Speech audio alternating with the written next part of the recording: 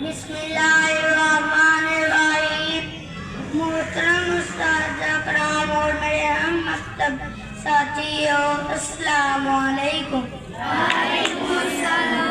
आज मुझे जिस मौजू पे लबकशाई करने का मौका मिला है उसका नाम है यौम-ए इकबाल।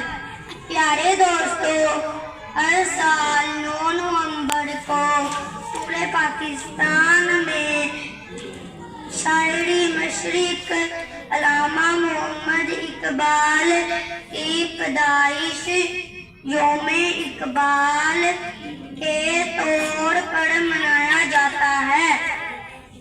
अल्लामा इकबाल ने अपनी शायरी के जरिए मुसलमानों को जगाया।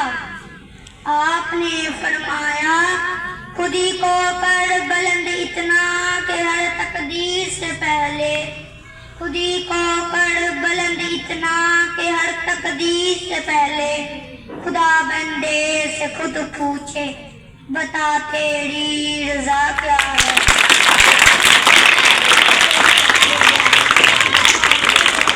इकबाल ने नौजवानों को पढ़ने की ताकीद की।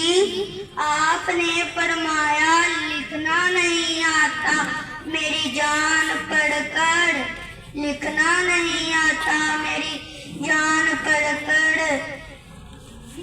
पढ़ कर हो जाएगी मुश्किल तेरी